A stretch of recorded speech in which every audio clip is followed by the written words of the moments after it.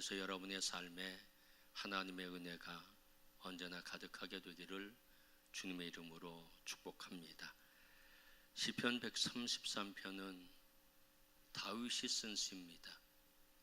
오늘 시편 133편에 표제가 있습니다.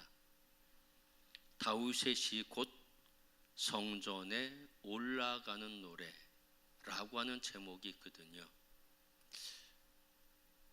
결국 두 가지를 말씀하고 계십니다. 첫 번째는 다윗이 지은 시라는 거고, 두 번째는 예배자들이 성전에 올라가면서 불렀던 찬송시가 바로 시편 133편이라는 겁니다.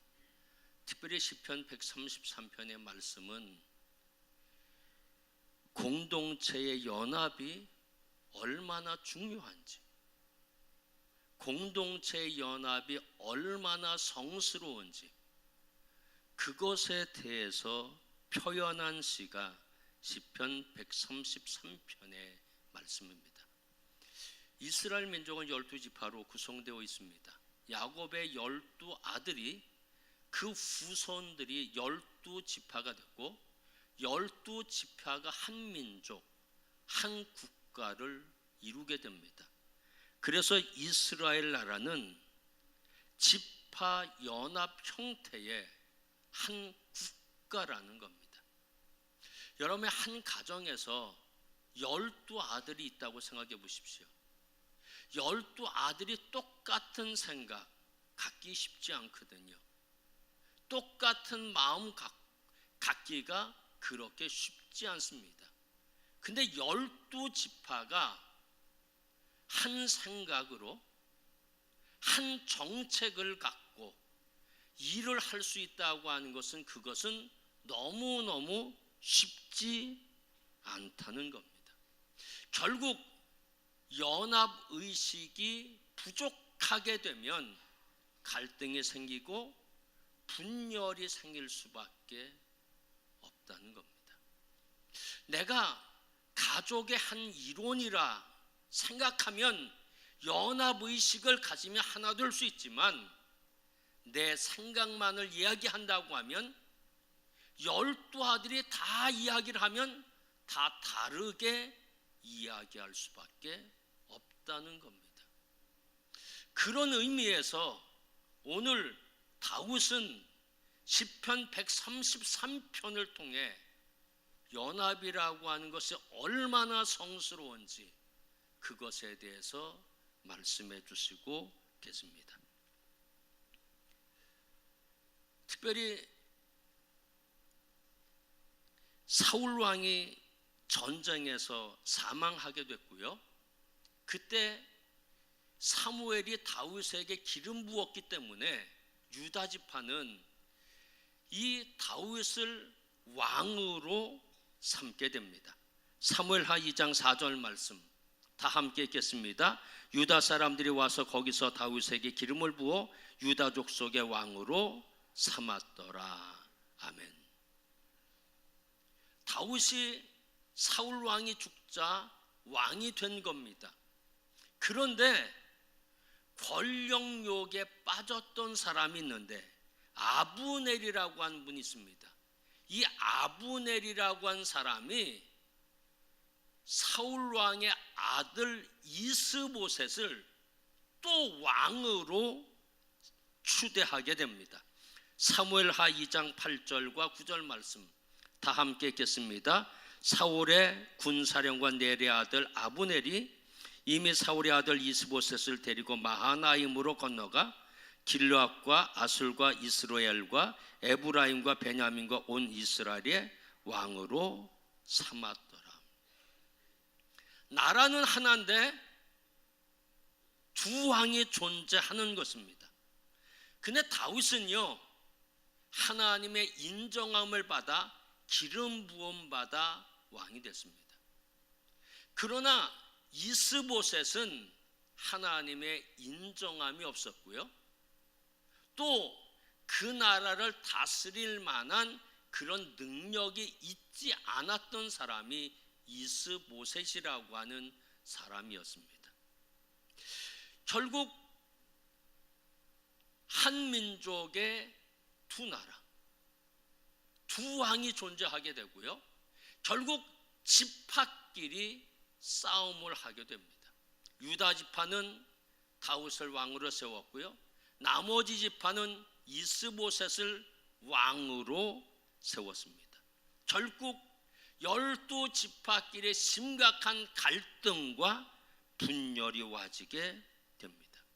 결국 그것 때문에 전쟁까지 와지게 됩니다. 사무엘하 3장 1절 말씀 다 함께 읽겠습니다. 사울의 집과 다윗의 집 사이에 전쟁이 오래매 다윗은 점점 강성하여 가고 사울의 집은 점점 약하여 가니라. 아멘. 결국 남과 북이 분열된 겁니다. 동족 간에 전쟁이 일어나게 된 겁니다. 결국 다윗을 왕으로 추대했던 지파와 그리고 이스보셋을 왕으로 추대했던 지파들끼리 충돌하게 되고 유혈 전쟁이 계속되게 되었다는 것입니다. 이런 전쟁이 계속되면서 다윗의 왕국은 점점 강성하여 갑니다. 사무엘하 3장 1절 말씀 보면 사울의 집과 다윗 집 사이에 전쟁이 오래매 다윗은 점점 강하여 가고 사울의 집은 점점 약하여 가니라 라고 말씀해 주고 계십니다. 전쟁이 계속되면서 유다 지파가 밀었던 다윗의 왕국은 점점 커가지만 그러나 이스보셋을 왕으로 세웠던 그 지파는 점점 쇠약해 가게 되었다는 겁니다. 결국 이스보셋을 왕으로 세웠던 아브넬이라고 한 사람이 이스보셋을 배신하게 됩니다. 그 이후에 요압이라고 하는 장군이 바로 아브넬을 살해하게 되고 결국 그것 때문에 이스보셋의 왕권은 급격히 약해지기 시작합니다. 그러면서 반란이 일어나고요. 이스보셋을 지켜줬던 군인 장관들이 있었는데 바나라고 한 사람과 레압이라고 한 사람이 왕인 이스보셋을 살해하게 됩니다. 결국 이스보셋 정권은 무너지게 되고 그에 가담했던 이스라엘 지파들 전체가 다윗 왕에게 와서 항복을 하게 됩니다. 사무엘하 5장 1절 말씀 다 함께 읽겠습니다. 이스라엘 모든 지파가 헤브론에 이르러 다윗에게 나와 이르되 보소서 우리는 왕의 한 골육이니이다. 아멘. 다윗은 이제 명실상부한 통일된 왕국의 왕이 됐습니다. 예전에는 반쪽 지파의 왕이었지만 지금은 12지파의 왕이 되었다는 겁니다. 다윗은 이런 과정을 거치면서 왕이 된 겁니다.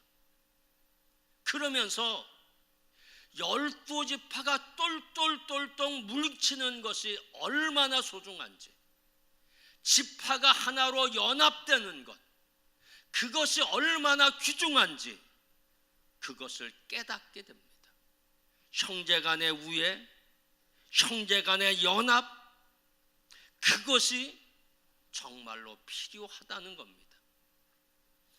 다윗은 이런 것들을 깨닫게 되면서 썼던 시가 바로 시편 133편의 말씀입니다.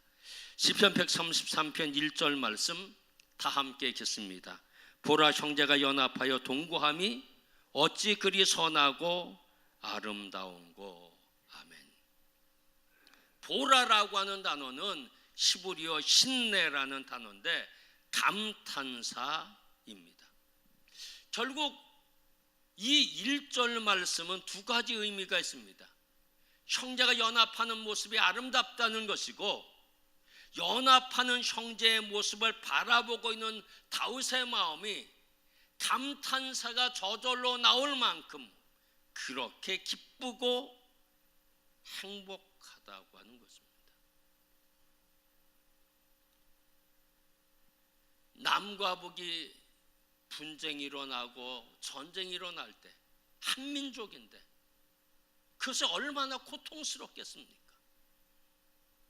한 가정에서 형제들끼리 분쟁이 일어난다든지 자매들끼리 분쟁이 일어난다고 하면 그 가정의 상처가 얼마나 크겠습니까?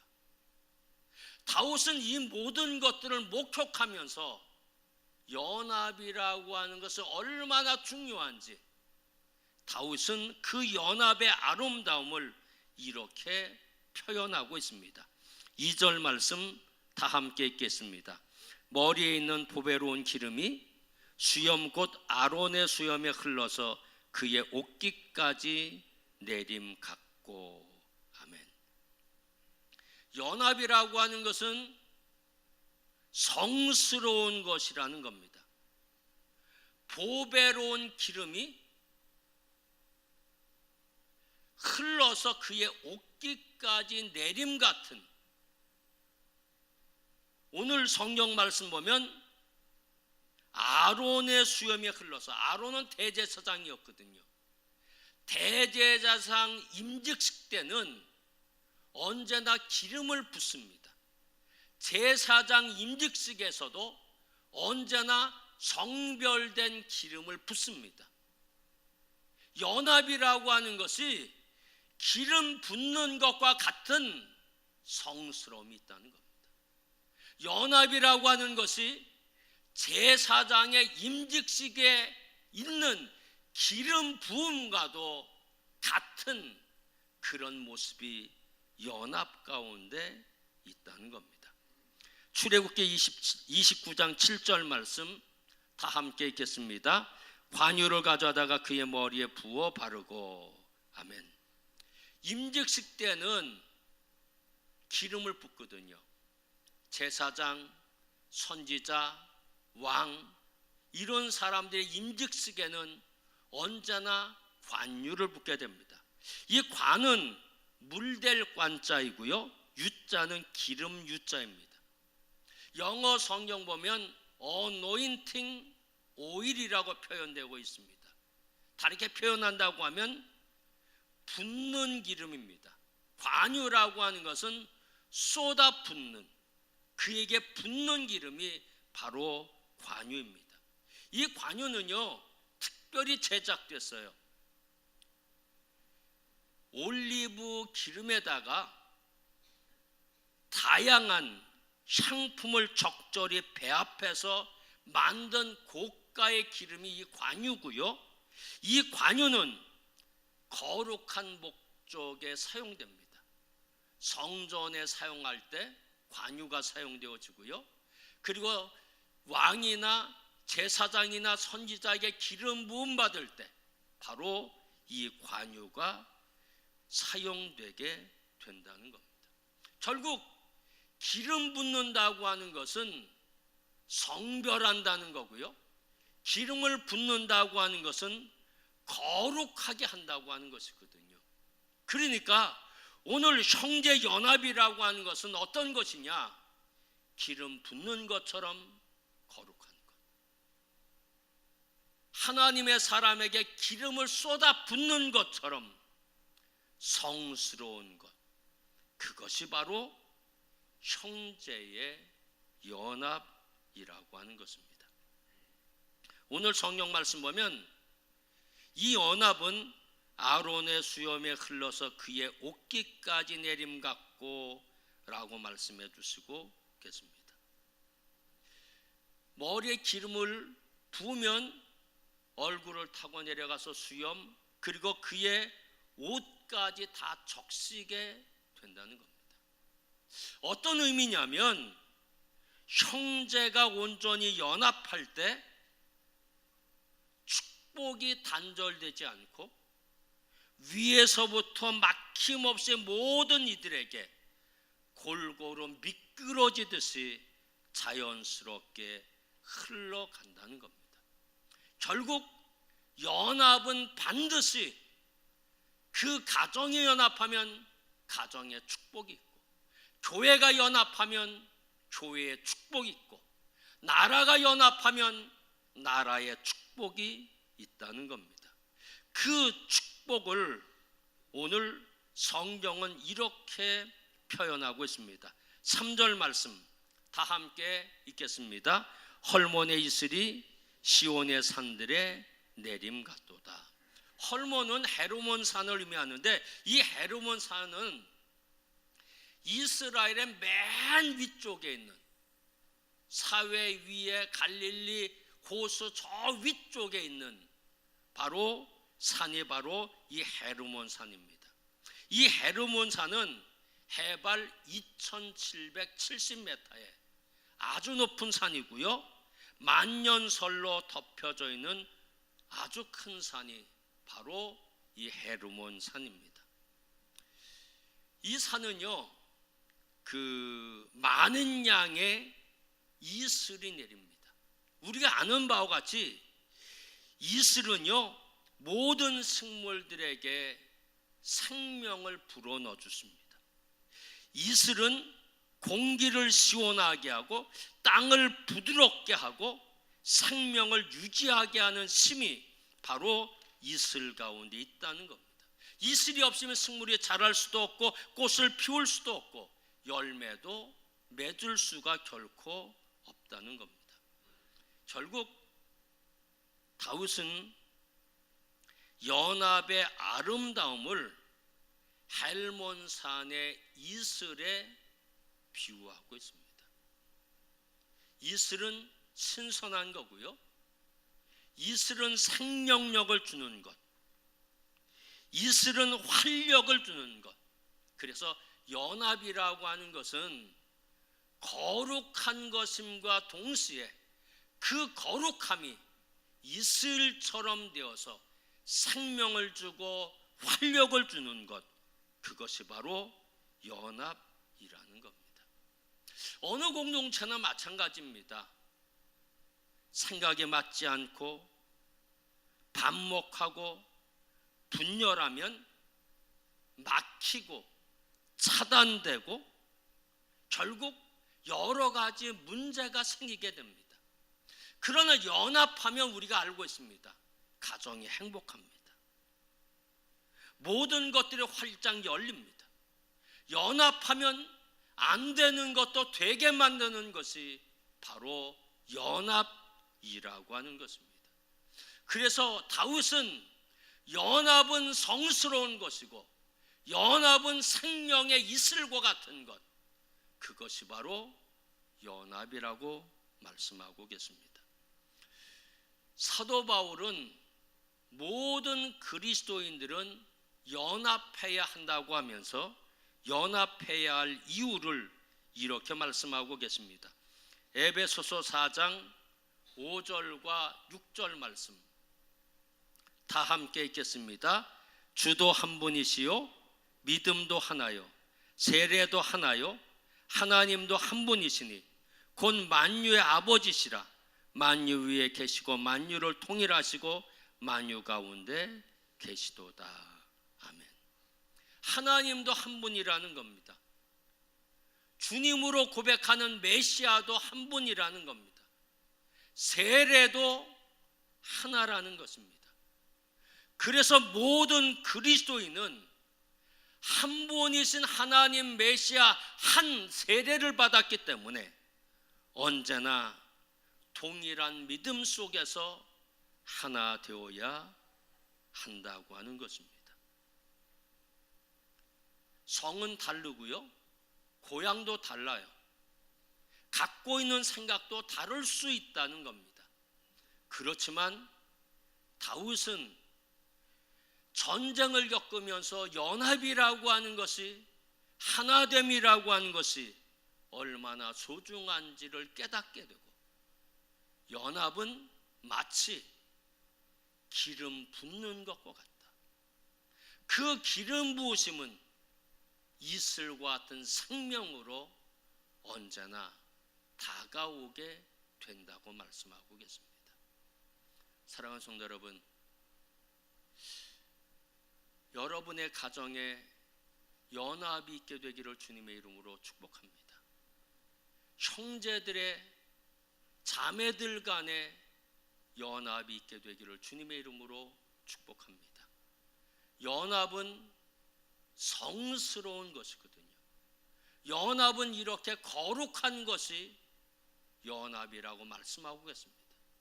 그 거룩한 곳에 하나님이 임하고 그 거룩한 것이기 때문에 하나님의 생명이 그 공동체에 흘러가게 되어진다는 겁니다. 어느 공동체나 마찬가지예요. 가정도 하나 되어야 되고요, 교회도 연합되어져야 하고요, 국가도 언제나 하나가 되어야 합니다. 국가가 하나 되지 않으면 남한과 북한처럼 이렇게 분열돼서 총불을 맞대고 있잖아요.